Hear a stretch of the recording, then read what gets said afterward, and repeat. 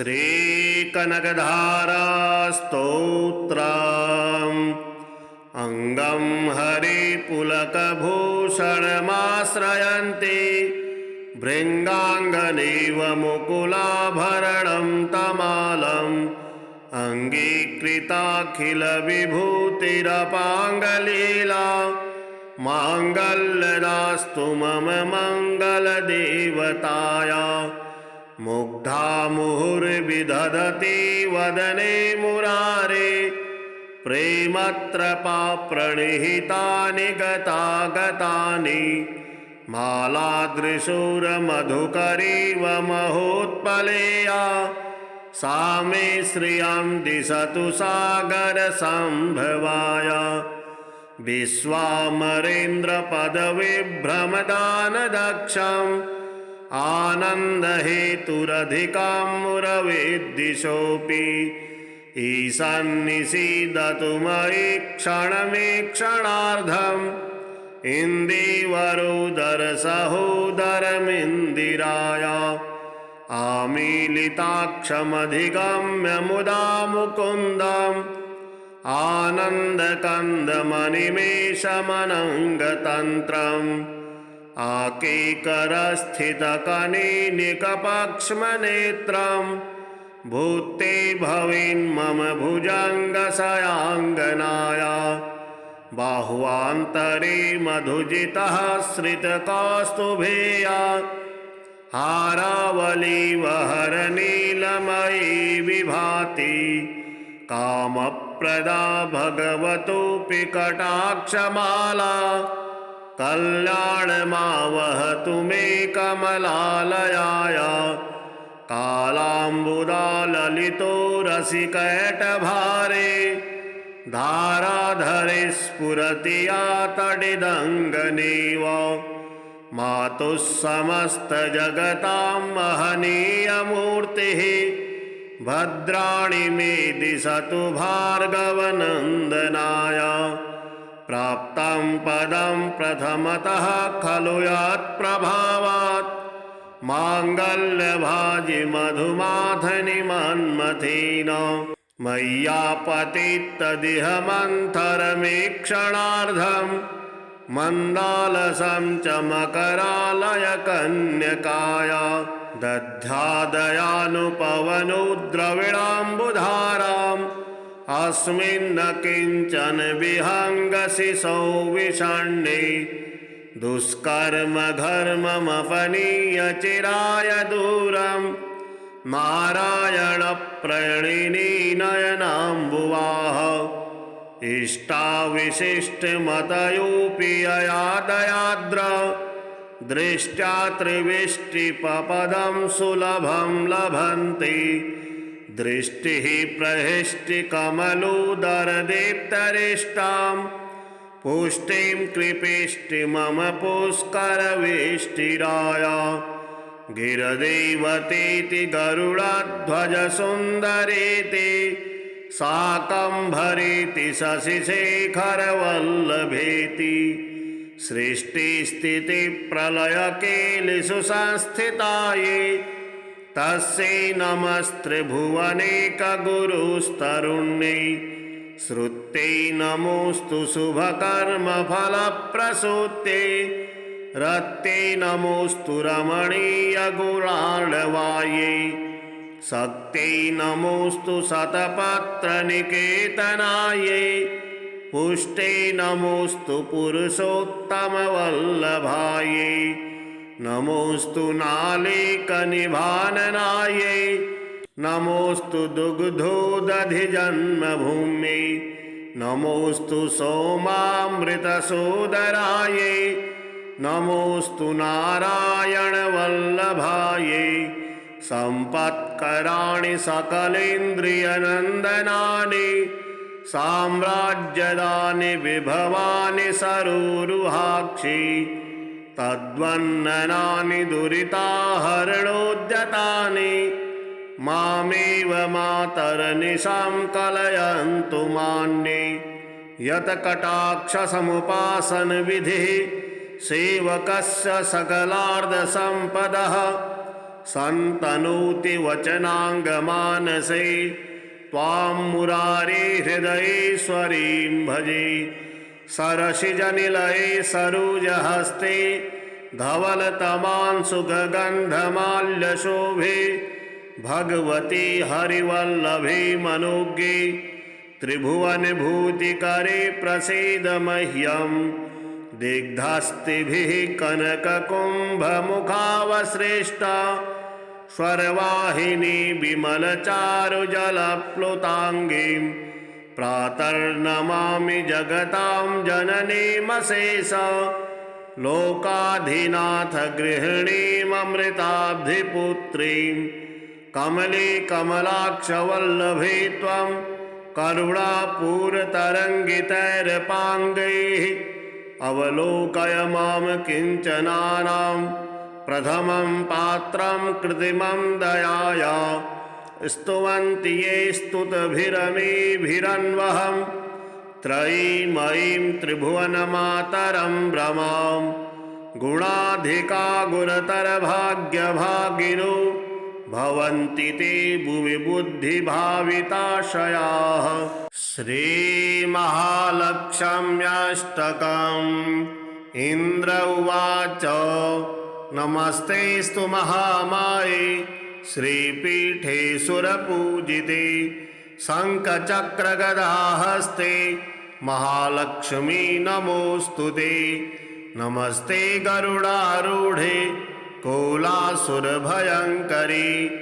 सर्वपापहरे देवी महालक्ष्मी नमोऽस्तुते सर्वज्ञे सर्ववरदे सर्वदुष्टभयङ्करी सर्वदुःखहरे देवी महालक्ष्मी नमोऽस्तुते सिद्धिबुद्धिप्रदे देवी भुक्तिमुक्तिप्रदायिनी मंत्रमूर्ते सदा देवी महालक्ष्मी नमोऽस्तुते आद्यन्तरहिते देवी आद्यशक्ति महेश्वरी योगजे योगसम्भूते महालक्ष्मी नमोऽस्तुते स्थूलसूक्ष्ममहारौद्रे महाशक्ति महोदरे महापापहरे देवी महालक्ष्मी नमोऽस्तुते पद्मासनस्थिते देवी परब्रह्मस्वरूपिणी परमेशी जगन्मातर् महालक्ष्मी नमोऽस्तुते श्वेतांबरधरे देवी नानालंकारभूषिते जगत्स्थिते जगन्मातर् महालक्ष्मी नमोऽस्तुते महालक्ष्म्यष्टकं स्तोत्रं यः पठेत् भक्तिमान् नरः सर्वसिद्धिमवाप्नोति राज्यं प्राप्नोति सर्वदा एककाले पठे नित्यं महापापविनाशनं द्विकालं यः पठे नित्यं धनधान्यसमन्वितः त्रिकालं यः पठे नित्यं महाशत्रुविनाशनं महालक्ष्मीर्भवे नित्यं प्रसन्ना वरदा शुभा। श्रीकनकधारास्तोत्रम् अंगं हरिपुलकभूषणमाश्रयन्ति भृङ्गाङ्गनेव मुकुलाभरणं तमालम् अङ्गीकृताखिलविभूतिरपाङ्गलीला माङ्गल्यदास्तु मम मङ्गलदेवताया मुग्धा मुहुर्विदधति वदने मुरारे प्रेमत्रपा प्रणिहितानि गतागतानि मालादृशूरमधुकरीव महोत्पलेया सा मे श्रियं दिशतु सागरसम्भवाय विश्वामरेन्द्रपदविभ्रमदानदक्षम् आनन्दहेतुरधिकां मुरवेद्दिशोऽपि ईशान्निषीदतु मयि क्षणमीक्षणार्धम् इन्दीवरोदरसहोदरमिन्दिराय आमीलिताक्षमधिगम्य मुदा मुकुन्दम् आनन्दकन्दमनिमेषमनङ्गतन्त्रम् आकेकरस्थितकनिनिकपक्ष्मनेत्रम् भूते भवेन्मम भुजङ्गशयाङ्गनाय बाह्वान्तरे मधुजितः श्रितकौस्तुभेया हारावलीवहरनीलमयी विभाति कामप्रदा भगवतोऽपि कटाक्षमाला कल्याणमावहतु मे कमलालयाय कालाम्बुदाललितो रसिकैटभारे धाराधरे स्फुरति या तडिदङ्गनेव मातुः समस्तजगतां महनीयमूर्तिः भद्राणि मे दिशतु भार्गवनन्दनाय प्राप्तं पदं प्रथमतः खलु यत्प्रभावात् माङ्गल्यभाजि मधुमाथनि मन्मथेन मय्यापतित्तदिह मन्थरमेक्षणार्धम् मन्दालसं च मकरालयकन्यकाय दध्यादयानुपवनो द्रविणाम्बुधाराम् अस्मिन्न किञ्चन विहङ्गशिशौ विषण्णे दुष्कर्म घर्ममपनीय चिराय दूरम् नारायणप्रणिनी नयनाम्बुवाः इष्टाविशिष्टमतयोऽपि ययादयाद्र दृष्ट्या त्रिविष्टिपपदं सुलभं लभन्ति दृष्टिः प्रहिष्टिकमलोदरदीप्तरिष्टां पुष्टिं कृपिष्टिमम पुष्करवेष्टिराय गिरदेवतेति गरुडध्वजसुन्दरेति शाकम्भरेति शशिशेखरवल्लभेति सृष्टिस्थितिप्रलयकेलिषु संस्थितायै तस्यै नमस्त्रिभुवनेकगुरुस्तरुण्यै श्रुत्यै नमोऽस्तु शुभकर्मफलप्रसूत्यै रत्यै नमोऽस्तु रमणीयगुणार्णवायै शक्त्यै नमोऽस्तु शतपत्रनिकेतनायै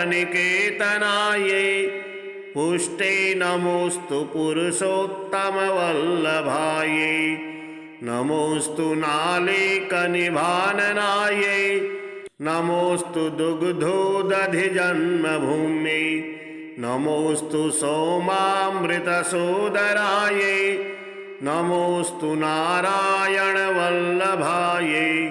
सम्पत्कराणि सकलेन्द्रियनन्दनानि साम्राज्यदानि विभवानि सरोरुहाक्षि तद्वन्ननानि दुरिताहरणोद्यतानि मामेव मातरनिशां कलयन्तु मान्ये यत्कटाक्षसमुपासनविधिः सेवकस्य सकलार्धसम्पदः सन्तनोति वचनाङ्गमानसे त्वां मुरारिहृदयेश्वरीं भजे सरसिजनिलये सरोजहस्ते धवलतमांशुगन्धमाल्यशोभे भगवती हरिवल्लभे मनोज्ञे त्रिभुवनभूतिकरे प्रसीद मह्यम् दिग्धस्तिभिः कनककुम्भमुखावसृष्टा स्वरवाहिनी विमलचारुजलप्लुताङ्गीं प्रातर्नमामि जगतां जननीमशेष लोकाधिनाथ गृहिणीममृताब्धिपुत्रीं कमले कमलाक्षवल्लभे त्वं करुणापूरतरङ्गितैरपाङ्गैः अवलोकय मां किञ्चनानां प्रथमं पात्रं कृत्रिमं दयाया स्तुवन्ति ये स्तुतभिरमीभिरन्वहं त्रयीमयीं त्रिभुवनमातरं भ्रमां गुणाधिका गुरुतरभाग्यभागिनो भवन्ति ते भुवि बुद्धिभाविताशयाः। श्रीमहालक्ष्म्यष्टकम्।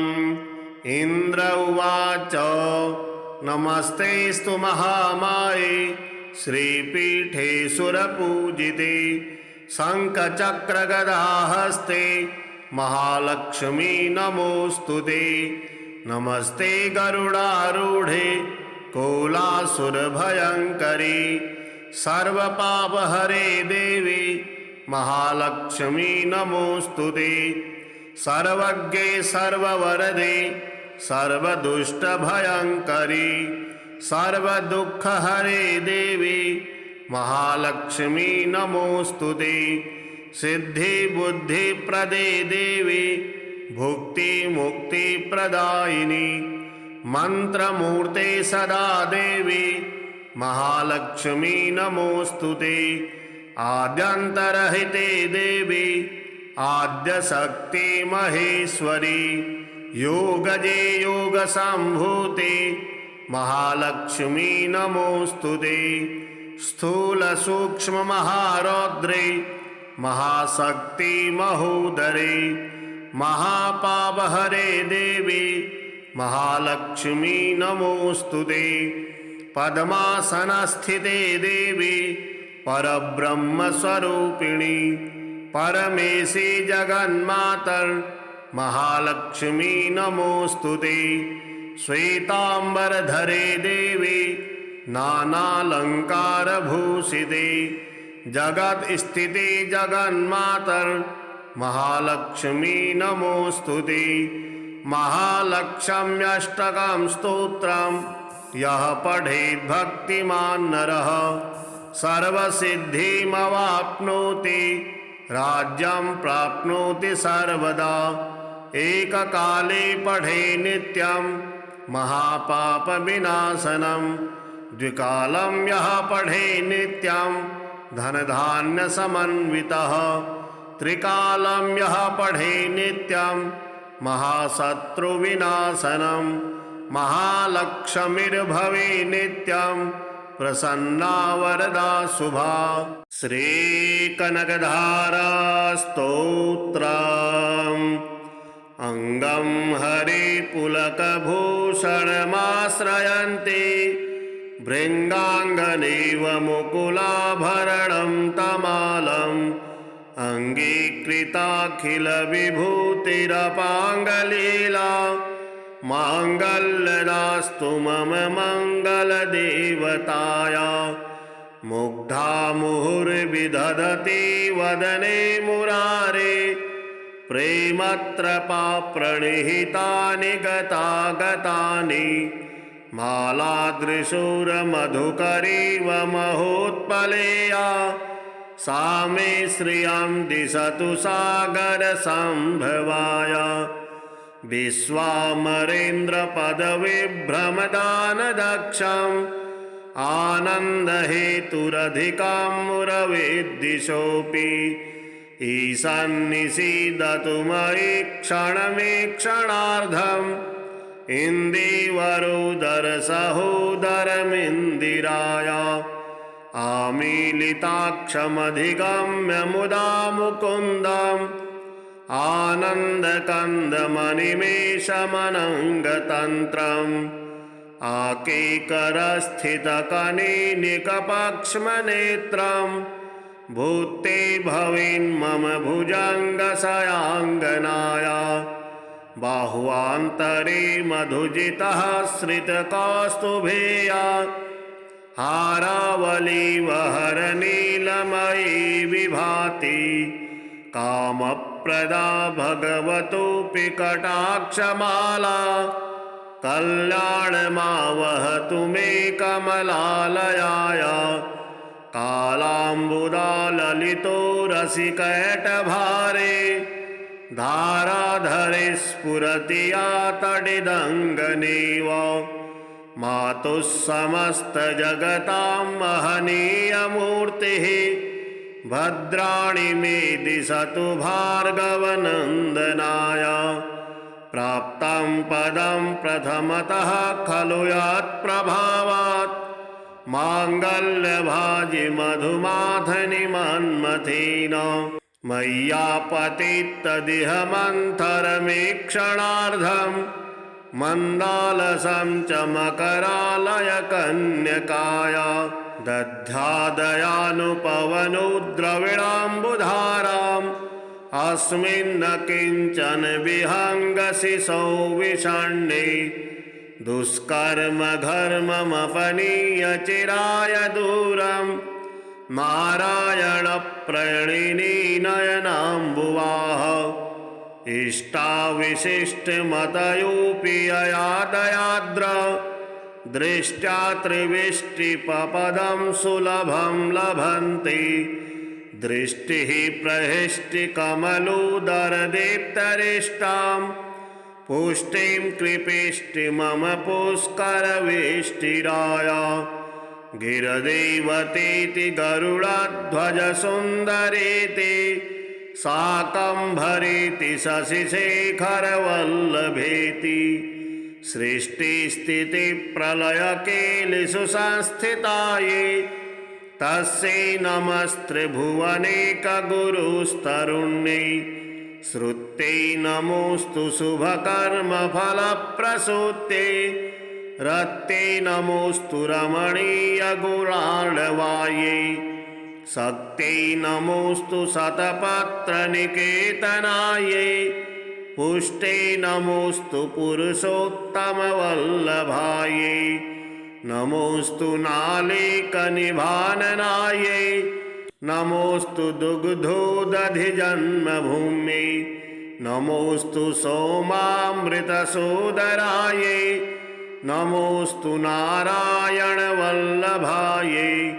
सम्पत्कराणि सकलेन्द्रियनन्दनानि साम्राज्यदानि विभवानि सरोरुहाक्षि तद्वन्ननानि दुरिताहरणोद्यतानि मामेव मातरनिशां कलयन्तु मान्ये यत्कटाक्षसमुपासनविधिः सेवकस्य सकलार्धसम्पदः सन्तनोति वचनाङ्गमानसे त्वां मुरारे हृदयेश्वरीं भजे सरसिजनिलये सरोजहस्ते धवलतमांशुगन्धमाल्यशोभे भगवती हरिवल्लभे मनोज्ञे त्रिभुवनभूतिकरे प्रसीद मह्यं दिग्धस्तिभिः कनककुम्भमुखावसृष्टा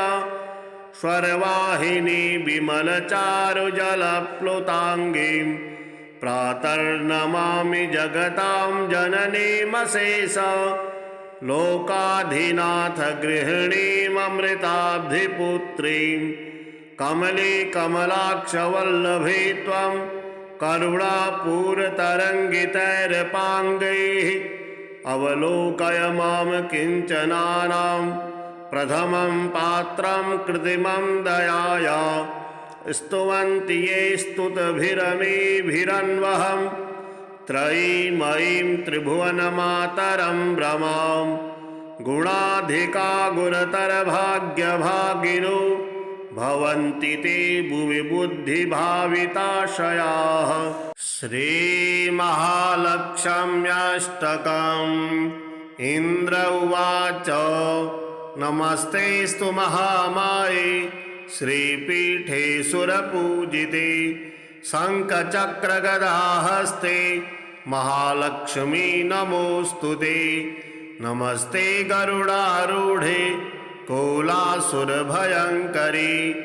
सर्वपापहरे देवी महालक्ष्मी नमोऽस्तु ते सर्वज्ञे सर्ववरदे सर्वदुष्टभयङ्करी सर्वदुःखहरे देवी महालक्ष्मी नमोऽस्तु ते सिद्धिबुद्धिप्रदे देवी भुक्तिमुक्तिप्रदायिनी मंत्रमूर्ते सदा देवी महालक्ष्मी नमोऽस्तु ते आद्यन्तरहिते देवी आद्यशक्ति महेश्वरी योगजे योगसम्भूते महालक्ष्मी नमोस्तुते स्थूलसूक्ष्ममहारौद्रे महाशक्ति महोदरे महापापहरे देवी महालक्ष्मी नमोस्तुते पद्मासनस्थिते देवी परब्रह्मस्वरूपिणी परमेशी जगन्मातर महालक्ष्मी नमोस्तुते श्वेतांबरधरे देवी नानालंकारभूषिते जगत्स्थिते जगन्मातर महालक्ष्मी नमोस्तुते महालक्ष्म्यष्टकं स्तोत्रम् यः पठेत् भक्तिमान् नरः सर्वसिद्धिमवाप्नोति राज्यं प्राप्नोति सर्वदा एककाले पठे नित्यं महापापविनाशनं द्विकालं यः पठे नित्यं धनधान्यसमन्वितः त्रिकालं यः पठे नित्यं महाशत्रुविनाशनं महालक्ष्मीर्भवे नित्यं प्रसन्ना वरदा शुभा। श्रीकनकधारास्तोत्रम् अंगं हरिपुलकभूषणमाश्रयन्ति भृङ्गाङ्गनेव मुकुलाभरणं तमालम् अङ्गीकृताखिलविभूतिरपाङ्गलीला माङ्गल्यदास्तु मम मङ्गलदेवताया मुग्धा मुहुर्विदधति वदने मुरारे प्रेमत्रपाप्रणिहितानि गतागतानि मालादृशूरमधुकरीव महोत्पलेया सा मे श्रियं दिशतु सागरसम्भवाय विश्वामरेन्द्रपदविभ्रमदानदक्षम् आनन्दहेतुरधिकां मुरवेद्दिशोऽपि ईशान्निषीदतु मयि क्षणमीक्षणार्धम् इन्दीवरोदरसहोदरमिन्दिराय आमीलिताक्षमधिगम्य मुदा मुकुन्दम् आनन्दकन्दमनिमेषमनङ्गतन्त्रम् आकेकरस्थितकनीनिकपक्ष्मनेत्रम् भूते भवेन्मम भुजङ्गशयाङ्गनाय बाहुवान्तरे मधुजितः श्रितकौस्तुभेया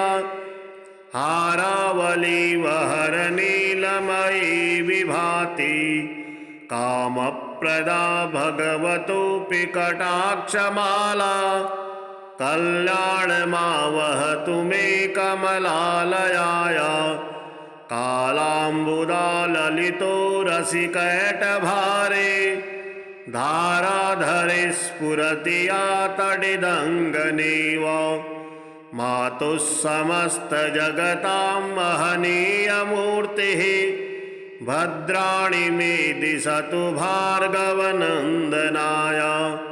प्राप्तं पदं प्रथमतः खलु यत्प्रभावात् माङ्गल्यभाजि मधुमाधनि मन्मथेन मय्यापतित्तदिह मन्थरमेक्षणार्धम् मन्दालसं च मकरालय कन्यकाय दध्यादयानुपवनो द्रविणाम्बुधाराम् अस्मिन्न किञ्चन विहङ्गशिशौ विषण्णे दुष्कर्म घर्ममपनीय चिराय दूरम् नारायणप्रणिनी नयनाम्बुवाः इष्टाविशिष्टमतयोऽपि ययादयाद्र दृष्ट्या त्रिविष्टिपपदं सुलभं लभन्ति दृष्टिः प्रहिष्टिकमलोदरदीप्तरिष्टां पुष्टिं कृपेष्टि मम पुष्करवेष्टिराय गिरदेवतेति गरुडध्वजसुन्दरेति शाकम्भरेति शशिशेखरवल्लभेति सृष्टिस्थितिप्रलयकेलिषु संस्थितायै तस्यै नमस्त्रिभुवनेकगुरुस्तरुण्यै श्रुत्यै नमोऽस्तु शुभकर्मफलप्रसूत्यै रत्यै नमोऽस्तु रमणीयगुणार्णवायै शक्त्यै नमोऽस्तु शतपत्रनिकेतनायै पुष्ट्यै नमोऽस्तु पुरुषोत्तमवल्लभायै नमोऽस्तु नालीकनिभाननायै नमोऽस्तु दुग्धोदधिजन्मभूम्यै नमोऽस्तु सोमामृतसोदरायै नमोऽस्तु नारायणवल्लभायै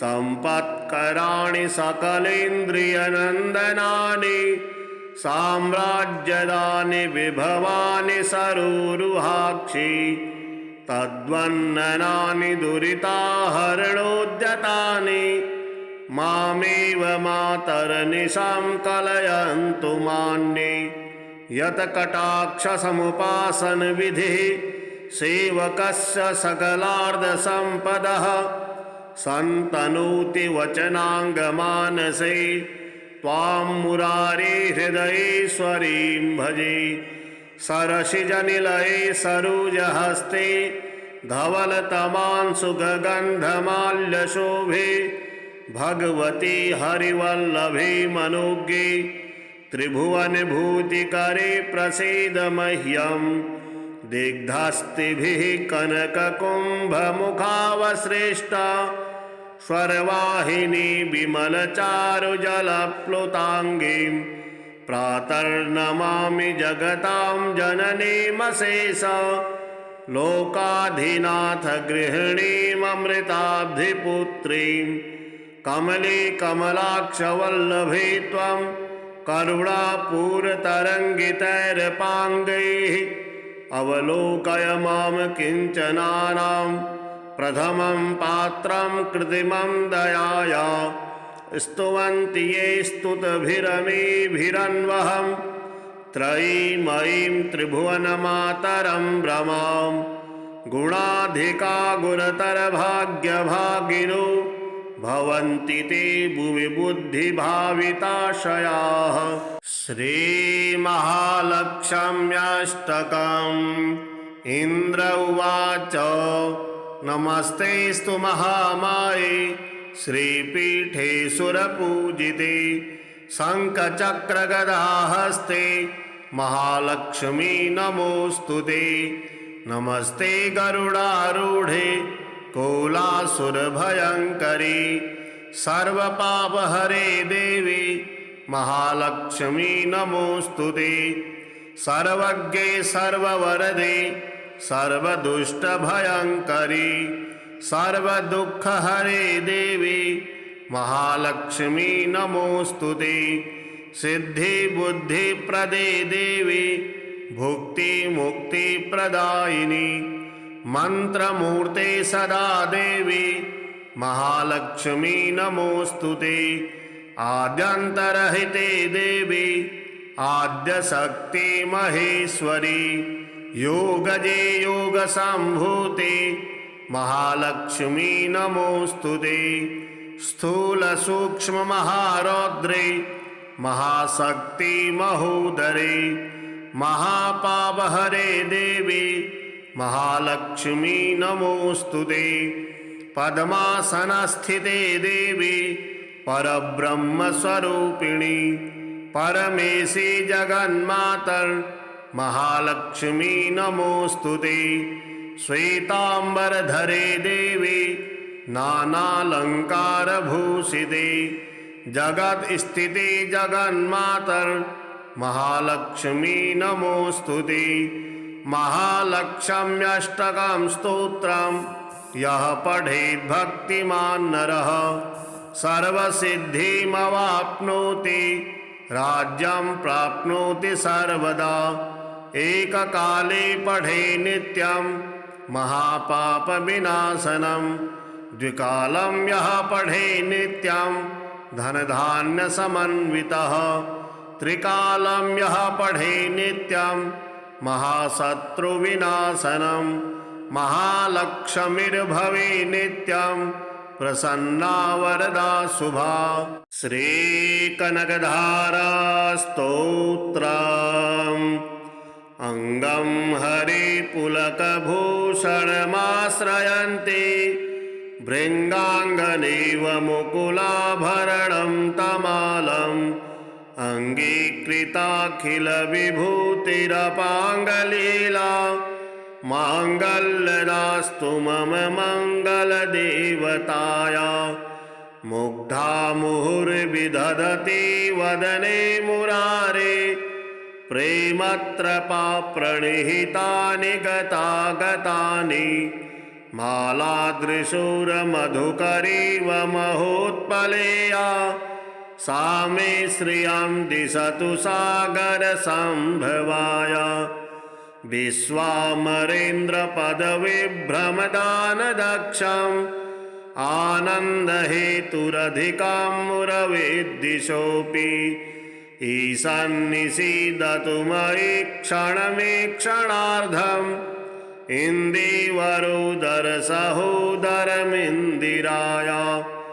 आमीलिताक्षमधिगम्य मुदा मुकुन्दम् आनन्दकन्दमनिमेषमनङ्गतन्त्रम् आकेकरस्थितकनीनिकपक्ष्मनेत्रम् भूते भवेन्मम भुजङ्गशयाङ्गनाय।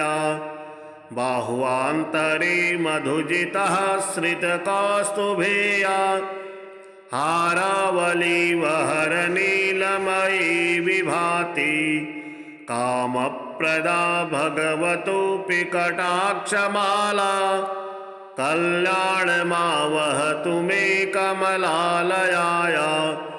कालाम्बुदाललितो रसिकैटभारे धाराधरे स्फुरति या तडिदङ्गनेव मातुः समस्तजगतां महनीयमूर्तिः भद्राणि मे दिशतु भार्गवनन्दनाय। प्राप्तं पदं प्रथमतः खलु यत्प्रभावात् माङ्गल्यभाजि मधुमाधनि मन्मथेन मय्यापतित्तदिह मन्थरमेक्षणार्धं मन्दालसं च मकरालय कन्यकाय। दध्यादयानुपवनो द्रविणाम्बुधाराम् अस्मिन्न किञ्चन विहङ्गशिशौ विषण्णे दुष्कर्म घर्ममपनीय चिराय दूरम् नारायणप्रणिनी नयनाम्बुवाः। इष्टाविशिष्टमतयोऽपि ययादयाद्र दृष्ट्या त्रिविष्टिपपदं सुलभं लभन्ति। दृष्टिः प्रहिष्टिकमलोदरदीप्तरिष्टां पुष्टिं कृपेष्टि मम पुष्करवेष्टिराय।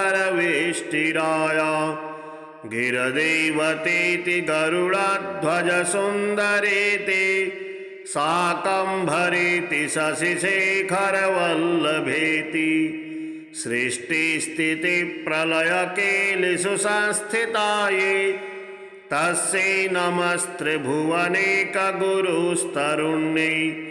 श्रुत्यै नमोऽस्तु शुभकर्मफलप्रसूत्यै रत्यै नमोऽस्तु रमणीयगुणार्णवायै। शक्त्यै नमोऽस्तु शतपत्रनिकेतनायै पुष्ट्यै नमोऽस्तु पुरुषोत्तमवल्लभायै। नमोऽस्तु नालीकनिभाननायै नमोऽस्तु दुग्धोदधिजन्मभूम्यै। नमोऽस्तु सोमामृतसोदरायै नमोऽस्तु नारायणवल्लभायै। सम्पत्कराणि सकलेन्द्रियनन्दनानि साम्राज्यदानि विभवानि सरोरुहाक्षि तद्वन्ननानि दुरिताहरणोद्यतानि मामेव मातर्निशां कलयन्तु मान्ये यत्कटाक्षसमुपासनविधिः सेवकस्य सकलार्धसम्पदः सन्तनोति वचनाङ्गमानसे त्वां मुरारे हृदयेश्वरीं भजे सरसिजनिलये सरोजहस्ते धवलतमांशुगन्धमाल्यशोभे भगवती हरिवल्लभे मनोज्ञे त्रिभुवनभूतिकरे प्रसीद मह्यम् दिग्धस्तिभिः कनककुम्भमुखावसृष्टा स्वरवाहिनी विमलचारुजलप्लुताङ्गीं प्रातर्नमामि जगतां जननीमशेष लोकाधिनाथ गृहिणीममृताब्धिपुत्रीं कमले कमलाक्षवल्लभे त्वं करुणापूरतरङ्गितैरपाङ्गैः अवलोकय मां किञ्चनानां प्रथमं पात्रं कृत्रिमं दयाया स्तुवन्ति ये स्तुतभिरमेभिरन्वहं त्रयीमयीं त्रिभुवनमातरं भ्रमां गुणाधिका गुणतरभाग्यभागिनो भवन्ति ते भुवि बुद्धिभाविताशयाः। श्रीमहालक्ष्म्यष्टकम् इन्द्र उवाच नमस्तेस्तु महामाये श्रीपीठे सुरपूजिते शङ्खचक्रगदाहस्ते महालक्ष्मी नमोऽस्तुते नमस्ते गरुडारूढे कोलासुरभयङ्करी सर्वपापहरे देवी महालक्ष्मी नमोऽस्तुते सर्वज्ञे सर्ववरदे सर्वदुष्टभयङ्करी सर्वदुःखहरे देवी महालक्ष्मी नमोऽस्तुते सिद्धिबुद्धिप्रदे देवी भुक्तिमुक्तिप्रदायिनी मंत्रमूर्ते सदा देवी महालक्ष्मी नमोऽस्तुते आद्यन्तरहिते देवी आद्यशक्ति महेश्वरी योगजे योगसम्भूते महालक्ष्मी नमोऽस्तुते स्थूलसूक्ष्ममहारौद्रे महाशक्ति महोदरे महापापहरे देवी महालक्ष्मी नमोऽस्तुते पद्मासनस्थिते देवी परब्रह्मस्वरूपिणी परमेशी जगन्मातर महालक्ष्मी नमोऽस्तुते श्वेतांबरधरे देवी नानालंकारभूषिते जगत्स्थिते जगन्मातर महालक्ष्मी नमोऽस्तुते महालक्ष्म्यष्टकं स्तोत्रं यः पठेत् भक्तिमान् नरः सर्वसिद्धिमवाप्नोति राज्यं प्राप्नोति सर्वदा एककाले पठे नित्यं महापापविनाशनं द्विकालं यः पठे नित्यं धनधान्यसमन्वितः त्रिकालं यः पठे नित्यं महाशत्रुविनाशनं महालक्ष्मीर्भवे नित्यं प्रसन्ना वरदा शुभा। श्रीकनकधारास्तोत्रम् अंगं हरिपुलकभूषणमाश्रयन्ते भृङ्गाङ्गनेव मुकुलाभरणं तमालम् अङ्गीकृताखिलविभूतिरपाङ्गलीला माङ्गल्यदास्तु मम मङ्गलदेवताया मुग्धा मुहुर्विदधति वदने मुरारे प्रेमत्रपाप्रणिहितानि गतागतानि मालादृशूरमधुकरीव महोत्पलेया सा मे श्रियं दिशतु सागरसम्भवाय विश्वामरेन्द्रपदविभ्रमदानदक्षम् आनन्दहेतुरधिकां मुरविद्दिशोऽपि ईशान्निषीदतु मयि क्षणमीक्षणार्धम् इन्दीवरोदरसहोदरमिन्दिराय आमीलिताक्षमधिगम्य मुदा मुकुन्दम् आनन्दकन्दमनिमेषमनङ्गतन्त्रम् आकेकरस्थितकनिनिकपक्ष्मनेत्रम् भूते भवेन्मम भुजङ्गशयाङ्गनाय बाहुवान्तरे मधुजितः श्रितकौस्तुभेया हारावलीवहरनीलमयी विभाति कामप्रदा भगवतोऽपि कटाक्षमाला कल्याणमावहतु मे कमलालयाय कालाम्बुदाललितो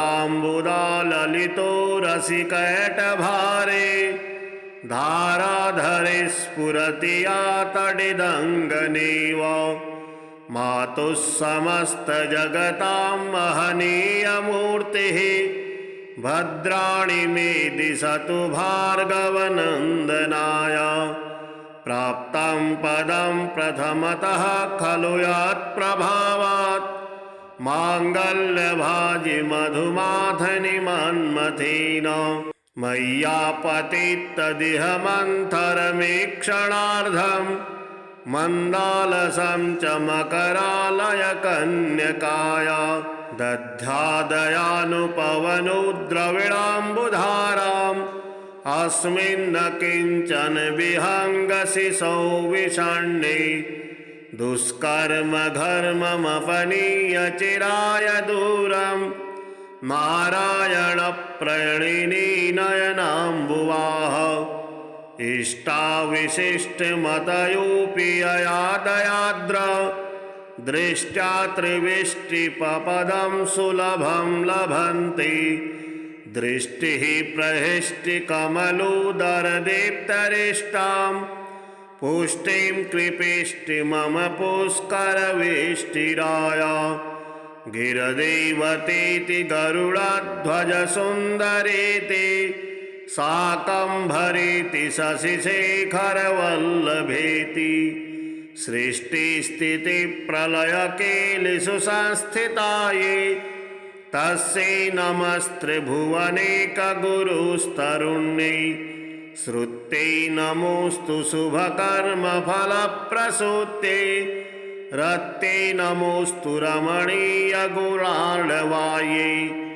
शक्त्यै नमोऽस्तु शतपत्रनिकेतनायै पुष्ट्यै नमोऽस्तु पुरुषोत्तमवल्लभायै नमोऽस्तु नालीकनिभाननायै नमोऽस्तु दुग्धोदधिजन्मभूम्यै नमोऽस्तु सोमामृतसोदरायै नमोऽस्तु नारायणवल्लभायै सम्पत्कराणि सकलेन्द्रियनन्दनानि साम्राज्यदानि विभवानि सरोरुहाक्षि तद्वन्ननानि दुरिताहरणोद्यतानि मामेव मातरनिशां कलयन्तु मान्ये यत्कटाक्षसमुपासनविधिः सेवकस्य सकलार्धसम्पदः सन्तनोति वचनाङ्गमानसे त्वां मुरारे हृदयेश्वरीं भजे सरसिजनिलये सरोजहस्ते धवलतमांशुगन्धमाल्यशोभे भगवती हरिवल्लभे मनोज्ञे त्रिभुवनभूतिकरे प्रसीद मह्यम् दिग्धस्तिभिः कनककुम्भमुखावसृष्टा स्वरवाहिनी विमलचारुजलप्लुताङ्गीं प्रातर्नमामि जगतां जननीमशेष लोकाधिनाथ गृहिणीममृताब्धिपुत्रीं कमले कमलाक्षवल्लभे त्वं करुणापूरतरङ्गितैरपाङ्गैः अवलोकय मां किञ्चनानां प्रथमं पात्रं कृत्रिमं दयाया स्तुवन्ति ये स्तुतभिरमीभिरन्वहं त्रयीमयीं त्रिभुवनमातरं भ्रमां गुणाधिका गुणतरभाग्यभागिनो भवन्ति ते भुवि बुद्धिभाविताशयाः। श्रीमहालक्ष्म्यष्टकम्। इन्द्र उवाच नमस्तेऽस्तु महामाये श्रीपीठे सुरपूजिते शङ्खचक्रगदाहस्ते महालक्ष्मी नमोऽस्तुते। नमस्ते गरुडारूढे कोलासुरभयङ्करी सर्वपापहरे देवी महालक्ष्मी नमोऽस्तुते। सर्वज्ञे सर्ववरदे सर्वदुष्टभयङ्करी सर्वदुःखहरे देवी महालक्ष्मी नमोऽस्तुते। सिद्धिबुद्धिप्रदे देवी भुक्तिमुक्तिप्रदायिनी मंत्रमूर्ते सदा देवी महालक्ष्मी नमोऽस्तुते। आद्यन्तरहिते देवी आद्यशक्ति महेश्वरी योगजे योगसम्भूते महालक्ष्मी नमोऽस्तुते। स्थूलसूक्ष्ममहारौद्रे महाशक्ति महोदरे महापापहरे देवी महालक्ष्मी नमोऽस्तुते। पद्मासनस्थिते देवी परब्रह्मस्वरूपिणी परमेशी जगन्मातर् महालक्ष्मी नमोऽस्तुते। श्वेताम्बरधरे देवी नानालङ्कारभूषिते जगत्स्थिते जगन्मातर् महालक्ष्मी नमोऽस्तुते। महालक्ष्म्यष्टकं स्तोत्रं यः पठेत् भक्तिमान् नरः सर्वसिद्धिमवाप्नोति राज्यं प्राप्नोति सर्वदा। एककाले पठे नित्यं महापापविनाशनं द्विकालं यः पठे नित्यं धनधान्यसमन्वितः त्रिकालं यः पठे नित्यं महाशत्रुविनाशनं महालक्ष्मीर्भवे नित्यं प्रसन्ना वरदा शुभा। श्रीकनकधारा स्तोत्रम्। अंगं हरिपुलकभूषणमाश्रयन्ति भृङ्गाङ्गनेव मुकुलाभरणं तमालम् अङ्गीकृताखिलविभूतिरपाङ्गलीला माङ्गल्यदास्तु मम मङ्गलदेवताया।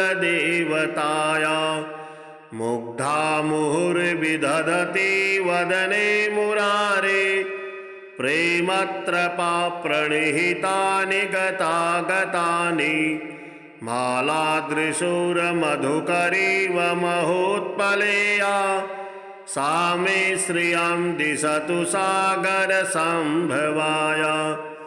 विश्वामरेन्द्रपदविभ्रमदानदक्षम् आनन्दहेतुरधिकां मुरविद्दिशोऽपि ईशान्निषीदतु मयि क्षणमीक्षणार्धम् इन्दीवरोदरसहोदरमिन्दिराय।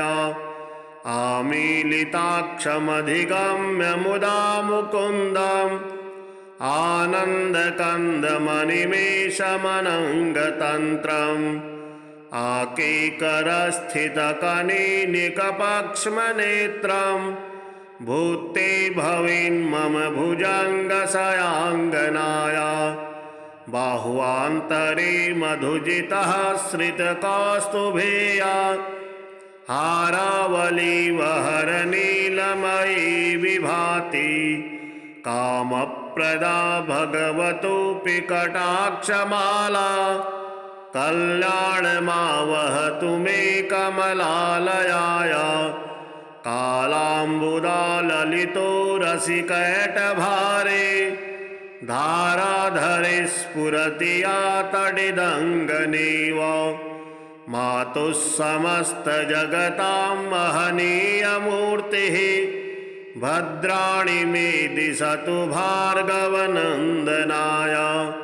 प्राप्तं पदं प्रथमतः खलु यत्प्रभावात् माङ्गल्यभाजि मधुमाथनि मन्मथेन मय्यापतित्तदिह मन्थरमीक्षणार्धं मन्दालसं च मकरालयकन्यकाय दध्यादयानुपवनुद्रविणाम्बुधाराम् अस्मिन्न किञ्चन विहङ्गशिशौ विषण्णे दुष्कर्म घर्ममपनीय चिराय दूरम् नारायणप्रणिनी नयनाम्बुवाः इष्टाविशिष्टमतयोऽपि ययादयाद्र दृष्ट्या त्रिविष्टिपपदं सुलभं लभन्ति दृष्टिः प्रहिष्टिकमलोदरदीप्तरिष्टां पुष्टिं कृपिष्टिमम पुष्करवेष्टिराय गिरदेवतेति गरुडध्वजसुन्दरेति शाकम्भरेति शशिशेखरवल्लभेति सृष्टिस्थितिप्रलयकेलिषु संस्थिताये तस्यै नमस्त्रिभुवनेकगुरुस्तरुण्यै श्रुत्यै नमोऽस्तु शुभकर्मफलप्रसूत्यै रत्यै नमोऽस्तु रमणीयगुणार्णवायै शक्त्यै नमोऽस्तु शतपत्रनिकेतनायै पुष्ट्यै नमोऽस्तु पुरुषोत्तमवल्लभायै नमोऽस्तु नालीकनिभाननायै नमोऽस्तु दुग्धोदधिजन्मभूम्यै नमोऽस्तु सोमामृतसोदरायै नमोऽस्तु नारायणवल्लभायै सम्पत्कराणि सकलेन्द्रियनन्दनानि साम्राज्यदानि विभवानि सरोरुहाक्षि तद्वन्दनानि दुरिताहरणोद्यतानि मामेव मातरनिशां कलयन्तु मान्ये यत्कटाक्षसमुपासनविधिः सेवकस्य सकलार्धसम्पदः सन्तनोति वचनाङ्गमानसे त्वां मुरारे हृदयेश्वरीं भजे सरसिजनिलये सरोजहस्ते धवलतमांशुगन्धमाल्यशोभे भगवती हरिवल्लभे मनोज्ञे त्रिभुवनभूतिकरे प्रसीद मह्यम् दिग्धस्तिभिः कनककुम्भमुखावसृष्टा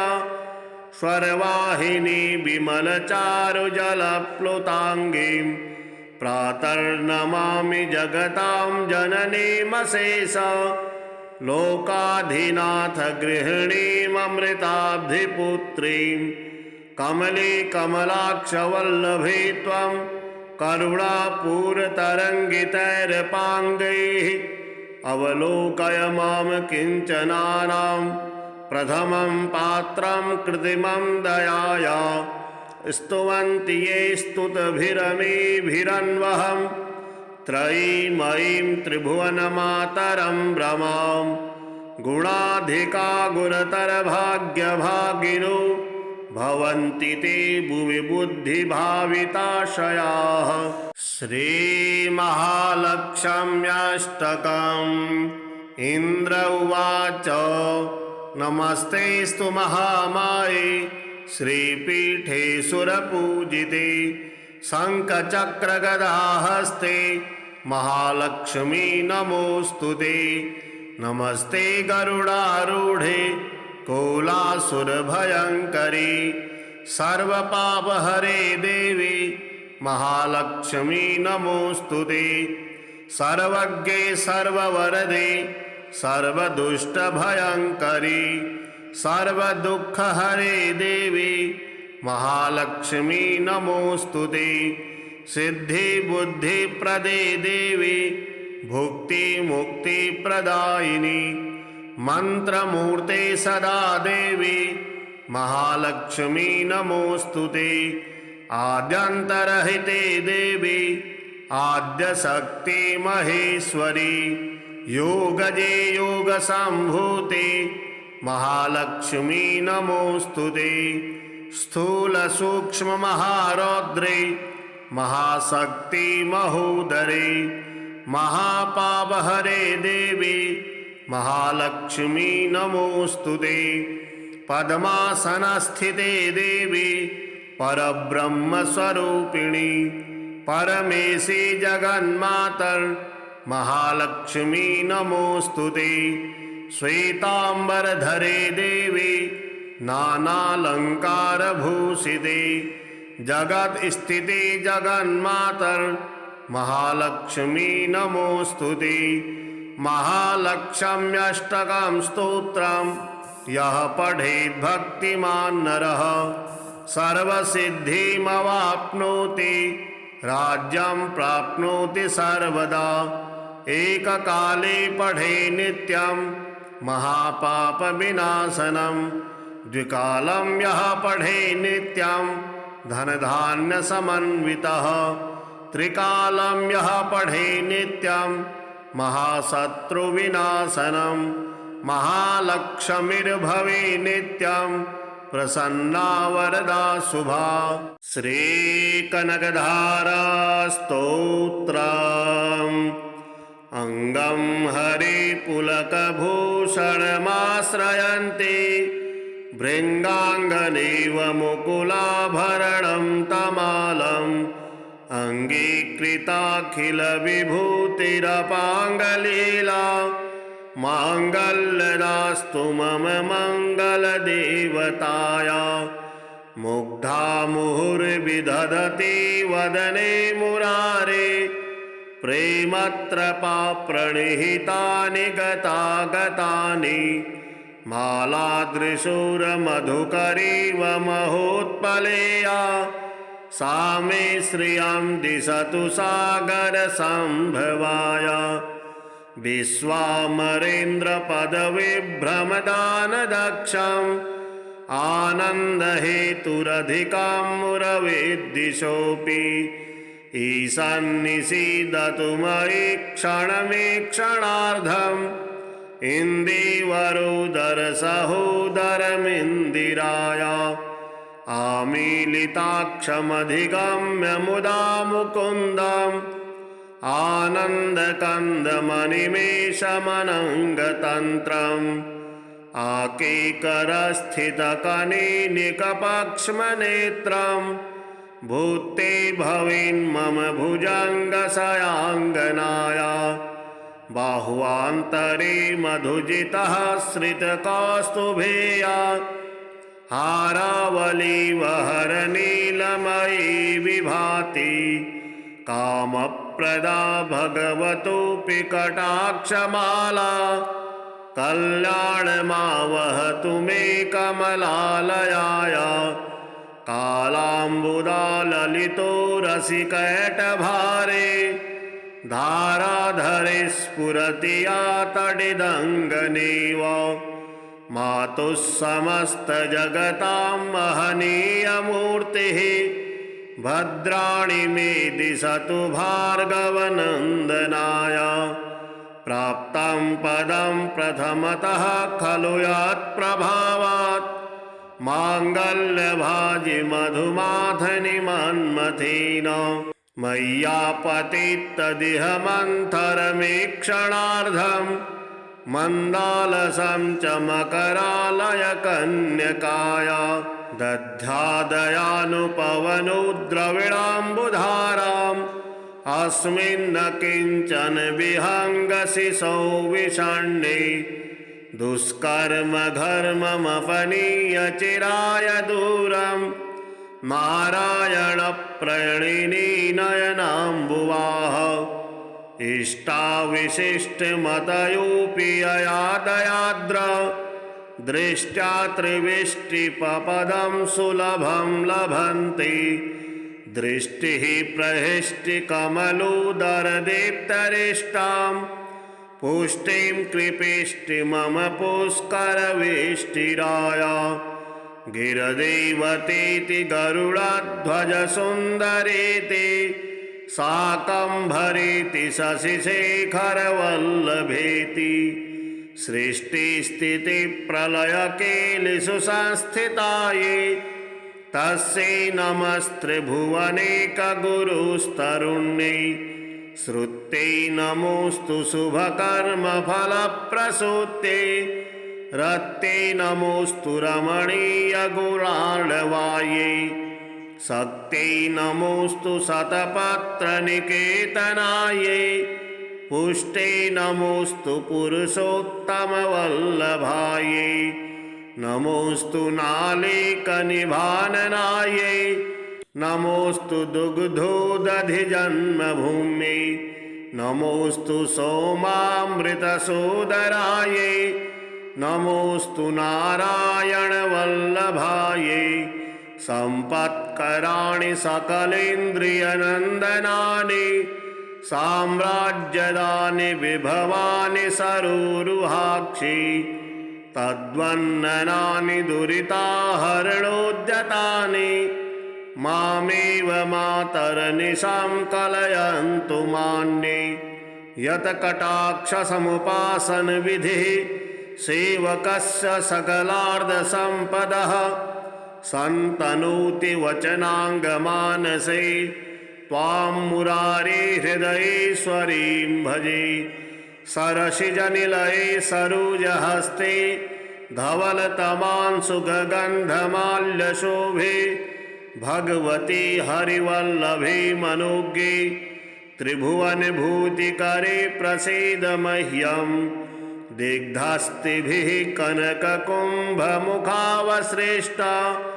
स्वर्वाहिनी विमलचारुजलप्लुताङ्गीं प्रातर्नमामि जगतां जननीमशेष लोकाधिनाथ गृहिणीममृताब्धिपुत्रीं कमले कमलाक्षवल्लभे त्वं करुणापूरतरङ्गितैरपाङ्गैः अवलोकय मां किञ्चनानां प्रथमं पात्रं कृत्रिमं दयाया स्तुवन्ति ये स्तुतभिरमेभिरन्वहं त्रयीमयीं त्रिभुवनमातरं भ्रमां गुणाधिका गुरुतरभाग्यभागिनो भवन्ति ते भुवि बुद्धिभाविताशयाः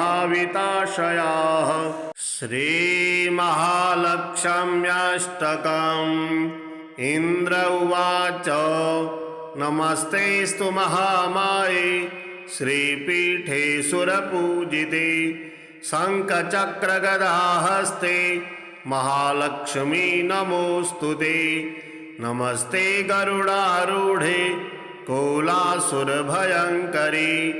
सर्वपापहरे देवी महालक्ष्मी नमोऽस्तुते सर्वज्ञे सर्ववरदे सर्वदुष्टभयङ्करी सर्वदुःखहरे देवी महालक्ष्मी नमोऽस्तुते सिद्धिबुद्धिप्रदे देवी भुक्तिमुक्तिप्रदायिनी मंत्रमूर्ते सदा देवी महालक्ष्मी नमोऽस्तुते आद्यन्तरहिते देवी आद्यशक्ति महेश्वरी योगजे योगसम्भूते महालक्ष्मी नमोऽस्तुते स्थूलसूक्ष्ममहारौद्रे महाशक्ति महोदरे महापापहरे देवी महालक्ष्मी नमोऽस्तुते पद्मासनस्थिते देवी परब्रह्मस्वरूपिणी परमेशी जगन्मातर् महालक्ष्मी नमोऽस्तुते श्वेतांबरधरे देवी नानालंकारभूषिते जगत्स्थिते जगन्मातर् महालक्ष्मी नमोऽस्तुते महालक्ष्म्यष्टकं स्तोत्रम् यः पठेत् भक्तिमान् नरः सर्वसिद्धिमवाप्नोति राज्यं प्राप्नोति सर्वदा। एककाले पठे नित्यं महापापविनाशनं द्विकालं यः पठे नित्यं धनधान्यसमन्वितः त्रिकालं यः पठे नित्यं महाशत्रुविनाशनं महालक्ष्मीर्भवे नित्यं प्रसन्ना वरदा शुभा।